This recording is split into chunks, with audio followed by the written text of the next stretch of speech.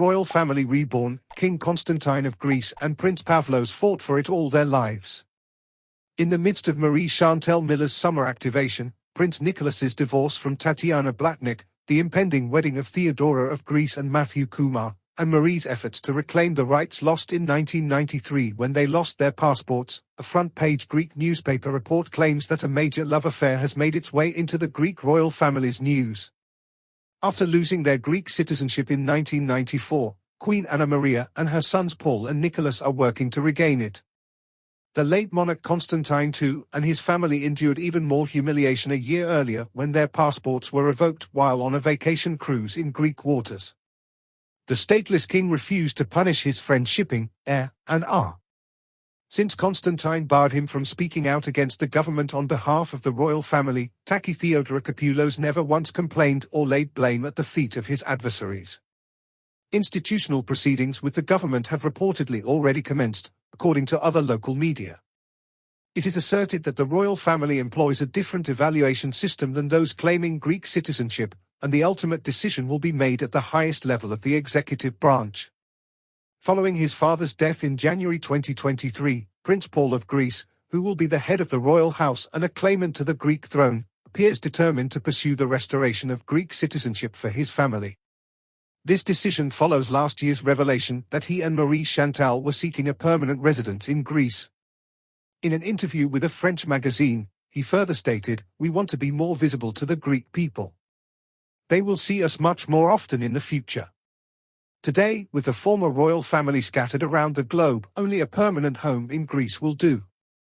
The spouse of Constantine's 76-year-old Queen Anne-Marie, the poor sister of Denmark's Queen Margaret, remains in Greece occupying a modest apartment in Athens. Her son Nicholas has also settled in the country's capital after ascending the throne in March 19, 1964 at the age of 23. Constantine II left Greece for Italy, staging a coup in 1973. He was officially deposed, his property confiscated, and the monarchy abolished. Together with his wife and 5 children, he took refuge in London. The deposed monarchs then struck a deal with Prime Minister Konstantinos Mitsotakis, and Greece became a democratic state. The agreement between the two parties allowed the former ruler to recover some of his assets, but the arrival of the new head of government, Andreas Pombrio, changed everything. Fearing that he wanted to return to power in 1994, he altered the agreement reached with the previous government, and passed a law stripping the royal family of citizenship. A legal battle in the European Court of Human Rights ensued, and the Greek government was ordered to pay the former king compensation for the deprivation of his rights. In 2013, Constantine II returned to his homeland after decades of exile and settled in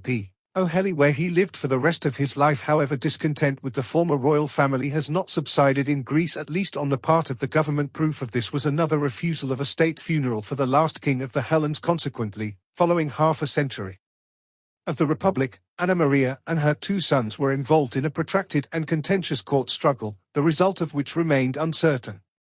Athens, a tempest of transformation was brewing. After a luxurious life in London, where his family had been especially close to Charles and Diana of Wales, Prince Paul now lived in New York as long as his father was alive, and with Constantine's death came a return to royalist flags and anthems to the streets of Athens, as well as a softening of the official position against any reconciliation with the monarchy. The prince himself has stated modestly that he has no ambition to reclaim the throne, but that our role is to be good citizens and do what we can to help the country. Despite this, there are signs of reconciliation everywhere, and Paul felt obligated not to do anything that the sensitive Greek authorities might view as provocative. Could this be the moment for Europe's most glamorous royals to reconnect with their lost homeland? In the annals of Greek history, we find the rise and fall of a glorious royal line, the longing for a homeland long since vanished, and the tragic end to the reign of the last king of Greece. A new chapter in this intricate and intriguing saga begins with Constantine, who, after his reign came to an unsuccessful coup and expulsion, will always be a divisive figure, and who compels us to think about what lies ahead for a family that was once the crown jewel of Greek culture. In the face of unimaginable injustice, he remained composed and refused to take revenge. His followers held him in high esteem because of this unwavering resolve.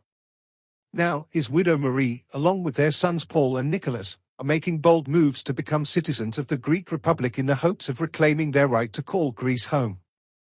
This is more than just a legal matter, it's an effort to right historical wrongs and forge stronger bonds with a nation they have never forgotten. The leader of the royal family, Prince Paul, has been increasingly vocal about his desire to restore the family's historical rights and establish diplomatic ties with the Greek people through his increased public profile in Greece. Possibly gearing up for a new chapter in the royal family's history, would these endeavors cause a shift in how the Greek people and government view the royal family? It is important to remember the context, though, because none of this can be ignored. Despite the change in climate and the increased sympathy for the royal family after Constantine's death, anti-royalist sentiments in Greek society persisted, and the government consistently refused to recognize or grant state honors to the royal family. Questions about the sincerity of their intentions persisted, and the issue of citizenship remained acute. Maybe this is the moment to start over when it comes to healing and remembering the past. A return to Greece by the royal family has the potential to symbolize the country's unity and its ability to overcome divisions of the past. Ultimately, what the fight for Anne and her son's citizenship is a fight for their lost honor and for recognition of their place in Greek history. It could be the beginning of a new era, when the royal family plays an active role in the nation's life again, staying faithful to its history and roots. The Greek royal family's story is one of resilience, longing for home, and the possibility of a return. We've covered the challenging path that Queen Marie and her sons, Princes Paul and Nicholas, took in their quest to be recognized as Greek citizens again and to rectify historical injustices. Their journey serves as a reminder of the value of one's roots, honor, and connection to one's past. Who knows, maybe in the future there will be new chances for the royal family to reconcile and return to Greece. Only time will tell if their efforts are successful and how it will impact Greek society and politics. Thank you for joining us today and for sharing this intriguing account of the Greek royal family's fate. Stay tuned for the newest videos and news from the royal family by subscribing to our channel.